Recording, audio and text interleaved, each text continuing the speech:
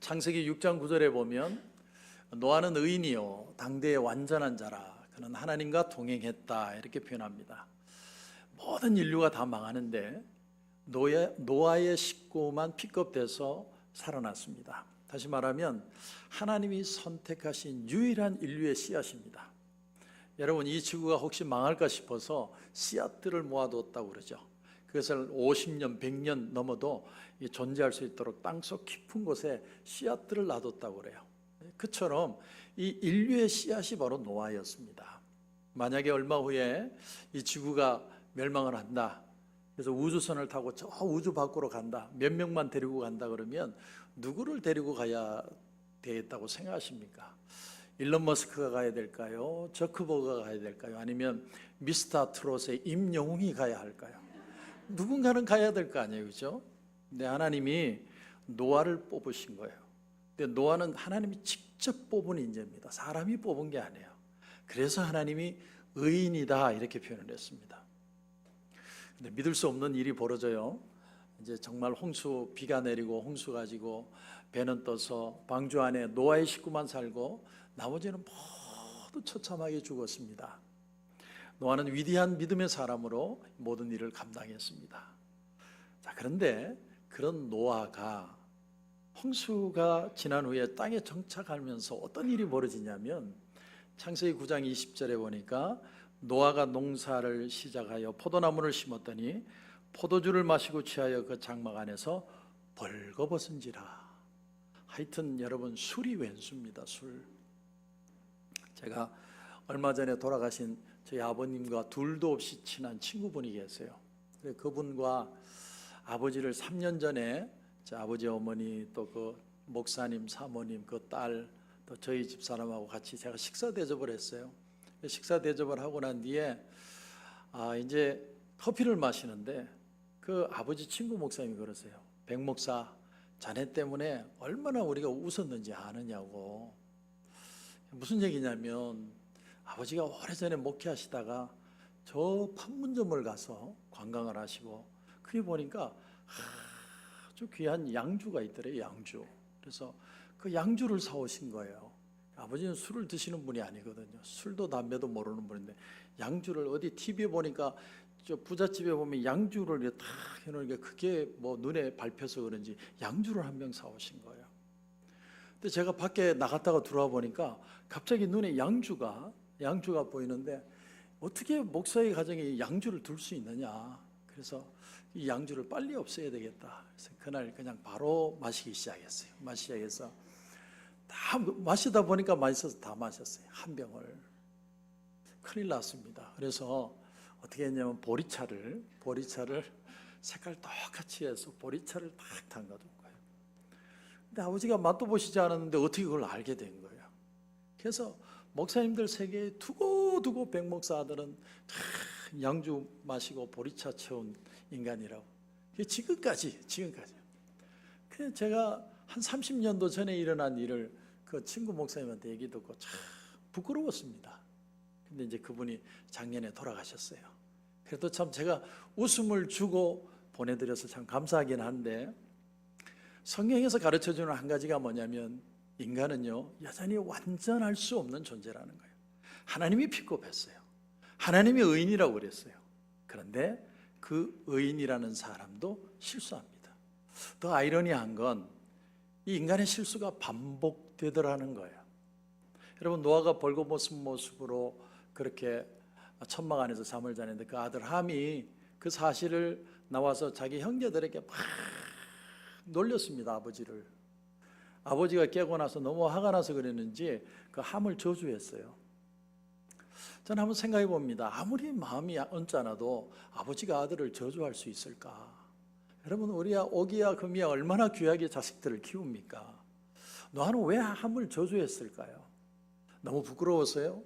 아니면 너무 치부가 드러난 그 수치심 때문에 그랬을까요? 근데 중요한 건 나머지 두 아들 셈과 야벳은 아버지를 보지도 않고 뒤로 해서 겉이불 같은 것을 가지고 와서 덮어주었습니다. 그리고 가려줍니다. 참 놀라운 사실이 뭐냐면 하나님은 아담과 하와의 치부도 하나님이 가려주세요. 에덴을 나가지만 그들에게 가죽 옷을 입혀서 내보내십니다. 여러분, 오늘 이 시대에 정말 우리에게 필요한 사람이 누구라고 생각하세요?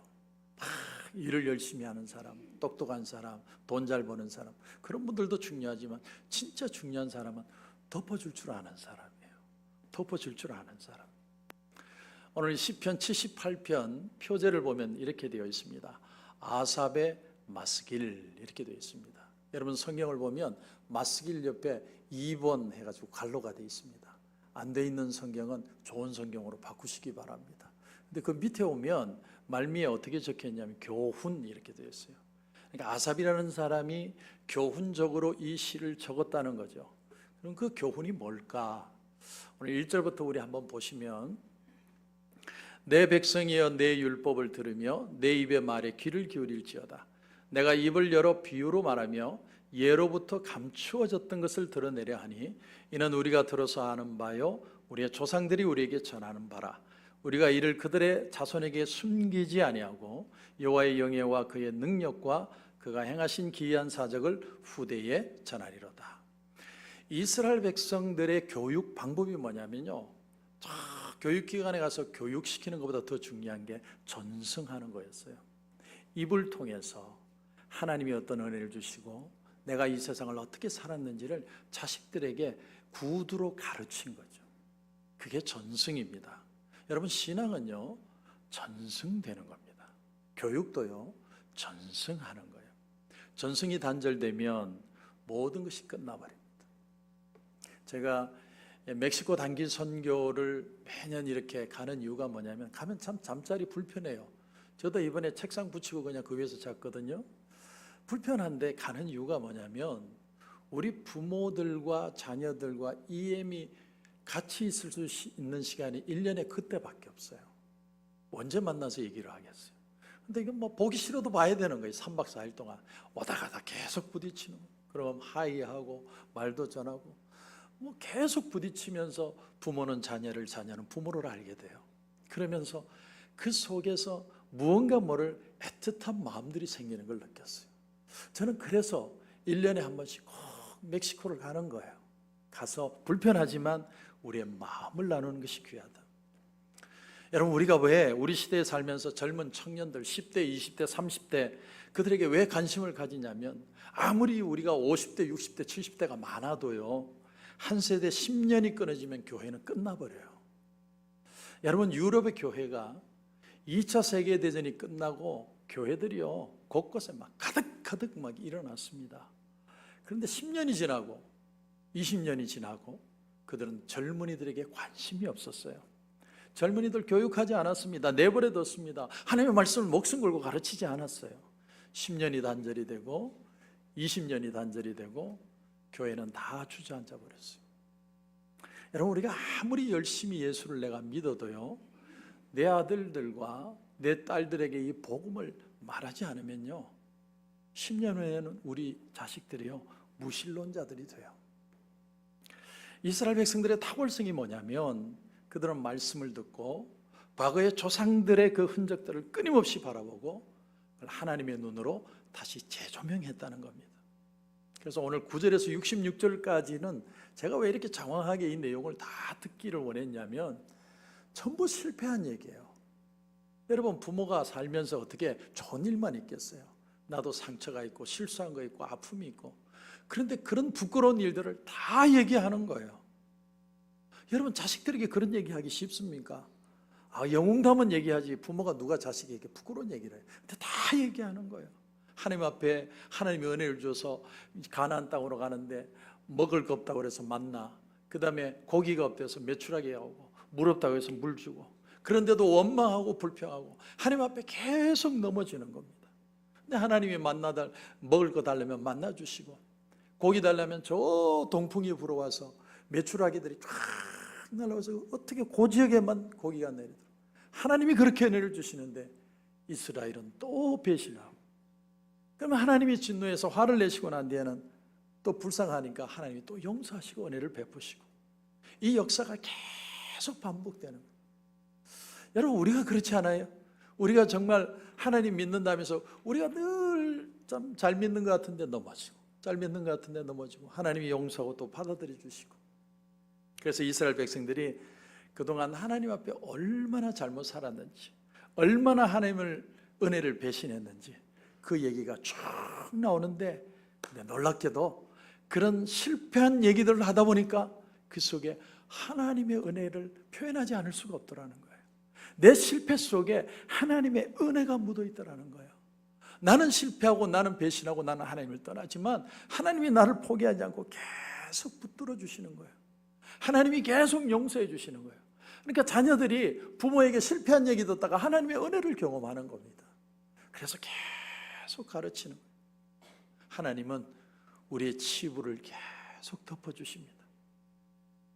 그런데 이제 오늘 마지막 부분에 가면 하나님이 67절에서 72절 사이에 은혜로 사는 게 뭔지 아니?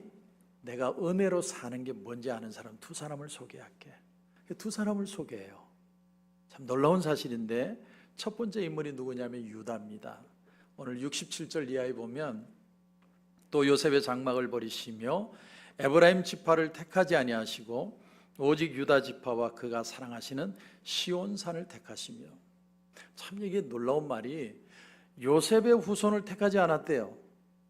여러분 요셉이 얼마나 대단한 사람입니까? 근데 요셉의 후손들이 축복을 못 받았어요. 오히려 유다를 선택했다 그럽니다. 뭐 때문에요? 여러분 요셉의 후손인 에브라임들을 그들 후 지파들이 9절에 보면 이유가 나옵니다. 에브라임 자손은 무기를 갖추며 활을 가졌으나 전쟁의 날에 물러갔도다. 그들이 하나님의 언약을 지키지 아니하고 그의 율법 준행을 거절하며 여호와께서 행하신 것과 그들에게 보이신 그의 기이한 일을 잊었도다. 하나님의 말씀을 저버린 샘플이 에브라임이라는 거예요. 그렇게 하나님이 축복을 했어요. 요셉을 통해서 2배나 축복을 했는데 그들이 말씀을 붙들지 않고 하나님의 말씀을 함부로 얘기하니까 그들을 하나님이 축복해서 제해버렸어요. 전쟁의 날에 물러갔다. 무슨 말이냐면 여러분 구약 사사 기드온 시대 때 이제 적과 전쟁이 벌어졌는데 다 나가서 싸우는데 에브라임만 쏙 빠졌어요. 그리고 승리하고 돌아오니까 뭐라고 얘기하냐면 왜 안 불렀니? 이렇게. 근데 기드온이 성격이 좋았던 것 같아요.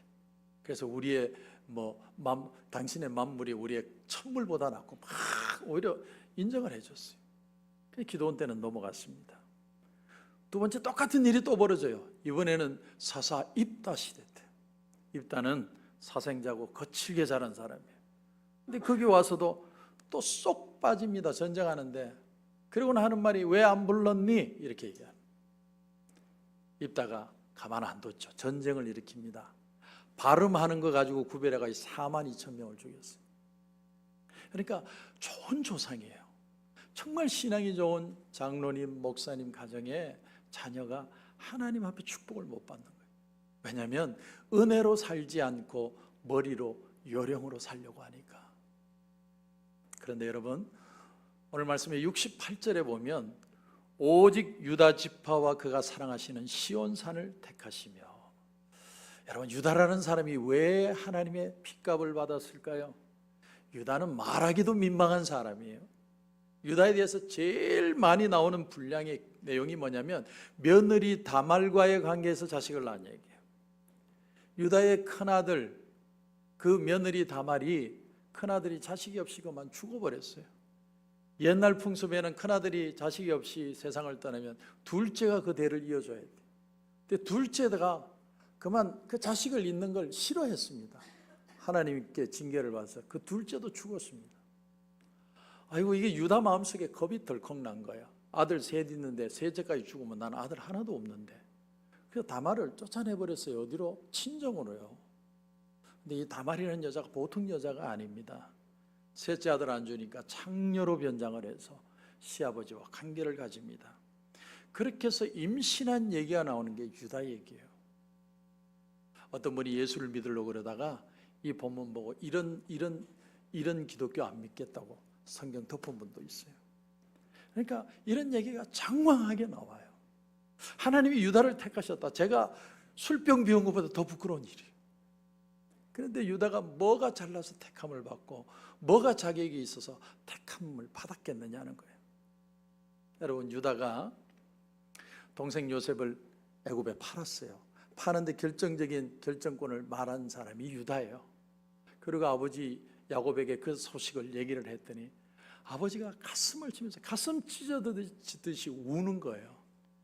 아버지가 그렇게 슬퍼할 줄 몰랐어요. 그래서 형제들이 뭐라고 하냐면 네가 팔자고 그래서 이렇게 됐다. 유다가 자기 집을 떠납니다. 나는 니들하고 안 산다. 그냥 삐져가지고 이방 땅에 가서 혼자 사는 거예요. 근데 하나님이 이 유다를 버리지 않으십니다. 은혜로 그를 덮어주세요. 덮어주세요. 유다가 자기 며느리가 임신했다는 소식을 듣게 돼요. 유다가 화가 머리 끝까지 났습니다. 그 당시에는 결혼하지 않은 여자가 아이를 베면요 돌로 쳐서 죽였습니다. 죽이라 그랬어요. 그랬더니 이 다말이 그 시아버지의 지팡이와 그 허리끈을 보내죠. 그걸 보고 이 유다가 충격을 먹습니다. 이게 자기 애인 거예요. 내 애인 거예요. 근데 여러분 잘 들어보세요. 유다가 그래도 모른 척하면 그냥 다말은 끝나는 거예요. 이거 우리 며느리가 훔쳐간 거야 그렇게 얘기하고 모른 척하면은 그냥 돌 던져서 다말 죽이면 다 끝나는 거예요. 근데 유다가 어떻게 하느냐면 내 죄다. 며느리가 옳다. 며느리 살려줘요. 여러분, 하나님이요 이거 보신 거예요. 이거. 유다가 굉장히 허물도 많은 사람인데 그 마음속에 은혜가 있었다는 게 은혜. 그래서 그 대에 예수님이 나타나시는 겁니다. 또 한 사람이 나와요. 다윗입니다. 다윗은 더 나쁜 인간이에요. 여러분, 사울과 다윗을 자주 비교하는데 사울은요 다윗의 잘못에 비하면 그리 큰 것이 아니었어요. 하나님 앞에서 전쟁해야 되는데 블레셋하고 이 사무엘이 오지 않는 겁니다. 일주일을 기다려도 안 왔다고 그래요. 그래서 어쩔 수 없이 자기가 제사 드렸는데 하나님 앞에 징계를 받습니다. 그런가 하면 아말렉 족속 다 없애라고 그랬는데 없애지 않고 그냥 토실토실한 짐승을 살려둬서 그것 때문에 징계받은 거예요. 그런데 그에 비하면 다윗의 죄는 말로 표현할 수 없는 나쁜 짓이었어요. 온 이스라엘 백성들이 전쟁에 나갔는데 충성스러운 부하의 아내를 겁탈을 합니다. 임신시켜놓고 그거 감추려고 자기 충신을 전장터에서 싹 자연스럽게 죽도록 완전 범죄로 처리하려고 했어요. 기가 막히거든요. 싹 모른 척만 하면 되고요. 하나님이 그런 다윗을 택하는 거예요. 여러분, 우리 인간의 상식으로 생각하면 이런 건 받아들일 수 없는 거죠. 여러분, 오늘 70절 이하에 보면 이런 말씀이 나옵니다.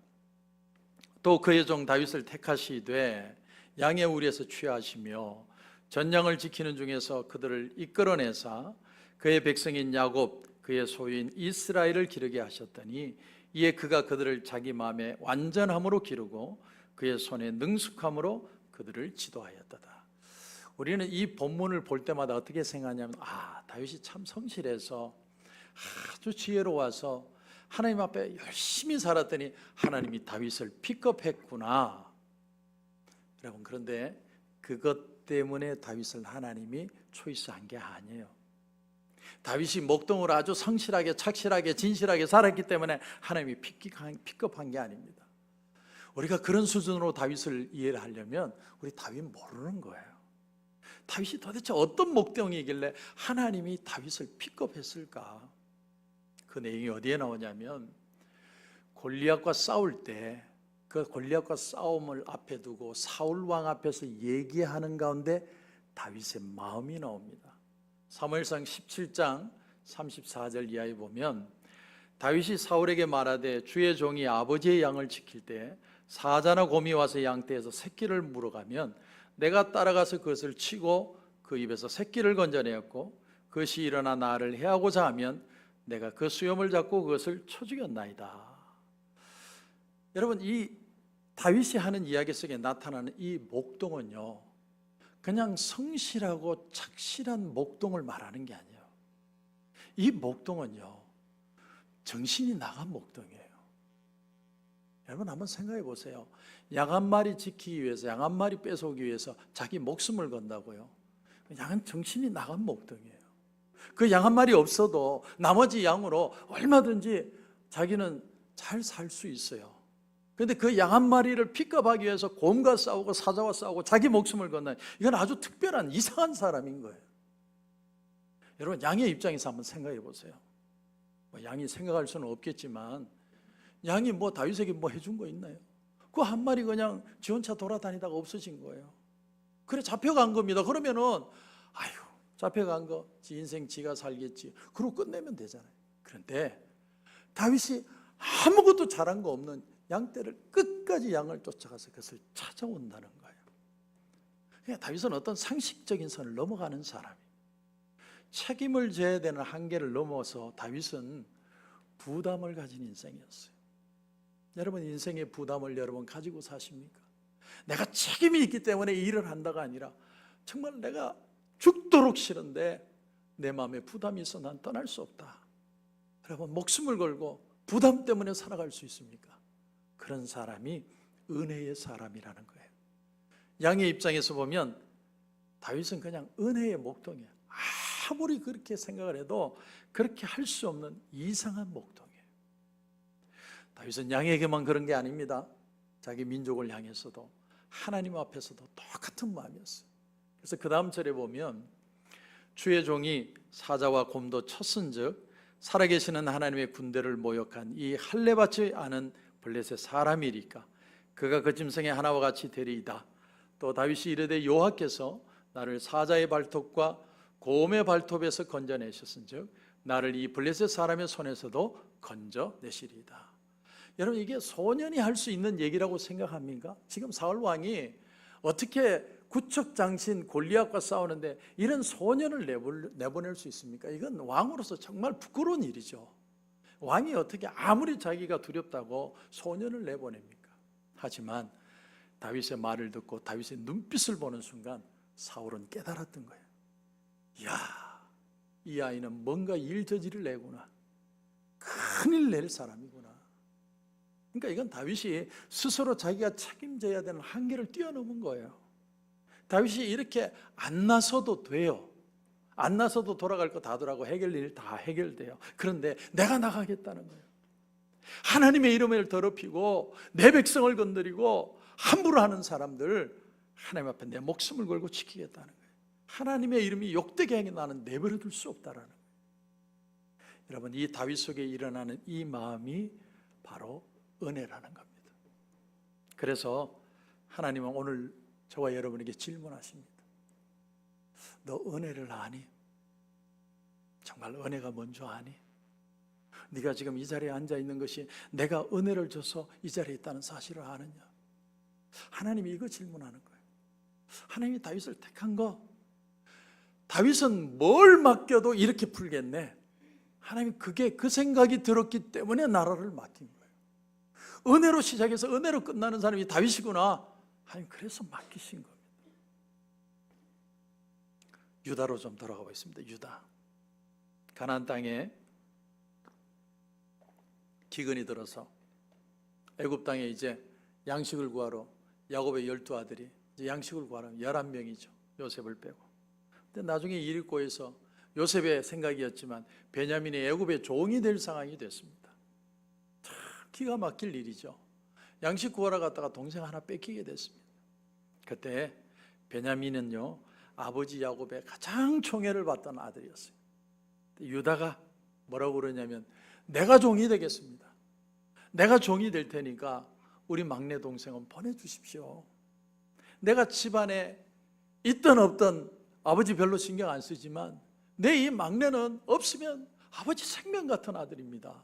제발 이해 보내주시고 저는 종으로 써주십시오. 여러분, 이 얘기를 하는 유다 마음이 얼마나 마음이 아팠겠어요. 나는 집에 있든지 밖에 나갔는지 아버지 아무 신경도 안 써요. 근데 동생은 극진히 아끼니까 저 동생 안 가면 아버지 정말 한 품고 죽는다. 아버지를 위해서 보내달라. 나는 내 인생 하나 애굽에서 종돼도 괜찮습니다. 여러분, 그거 보고 하나님이 픽업하신 거예요. 그 마음 보고 하나님 픽업하는 거예요. 유다의 마음속에는 은혜가 있었습니다. 저는 여러분에게 도전하고 싶은 게 그거예요. 여러분의 마음에는 은혜가 있습니까? 1981년 1월 20일 미국 제40대 대통령으로 취임했던 레이건 대통령, 그로부터 정확하게 2달 열흘 후에 3월 30일에 조격을 받아요. 대통령 전용차를 타려는 순간에 힝클리라는 25세의 미친 청년이 총을 쐈습니다. 6발을 쐈어요. 마침 현장에 있던 TV 카메라에 그대로 그 장면이 다 담겨가지고 지금 난리가 나는데 지금 카메라 기자들은 아무 생각 없이 그냥 계속 찍고 있는 거예요. 그 상황에서 6발을 쐈습니다. 레이건이 그 내용을 자신의 회고록에서 이렇게 적었습니다. 카메라 기자들이 대기 중인 포토라인을 지나 리무진에 다다랐을 때 한두 번의 불꽃이 내 왼쪽에서 팍 하고 터지는 듯한 소리를 들었다. 나는 뒤를 돌아보면서 이게 무슨 소리지? 하고 물었다. 그 순간 경호 책임자인 제리가 나를 리무진에 밀어넣으면서 내 몸을 자기 몸으로 덮쳤다. 그 순간 등 뒤쪽으로 믿을 수 없을 만큼 큰 아픔을 느꼈다. 내가 그때까지 겪은 아픔 중에 가장 큰 아픔이었다. 나는 제리! 자네가 이렇게 덮치니까 내 갈비뼈가 부서진 것 같아. 그렇게 말했다. 근데 그건 경호원이 덮쳐서 그런 게 아니고 힝클리가 쏜 그 총알이 레이건의 가슴에 정확하게 명중했거든. 그리고 5발은 레이건은 딱 1발만 맞고 5발은 경호원들이 다 맞았어요. 자신들의 생명을 던져서 대통령을 위한 방탄막이 되었던 경호원들 때문에 레이건이 생명을 건졌습니다. 노아의 치부를 덮어줬던 샘과 야벳처럼 아담과 하와에게 그 치부를 가죽옷으로 입혀서 내보내시는 하나님처럼 주님은 우리의 치부를 덮어주기 위해서 이 땅에 오셨습니다. 그리고 십자가에 달리셨어요. 우리는요, 말씀의 경호원들이에요. 왠 줄 아세요? 십자가의 그 강력한 사랑이 우리에게 덮여있기 때문에. 이 십자가의 사랑이 아니면 우리는 아무것도 안 해요. 여러분은 은혜로 살아가십니까? 아니면 여러분의 논리로 살아가십니까? 은혜를 붙들고 다시 한번 일어서시는 저와 여러분이 되시길 주님의 이름으로 축원합니다.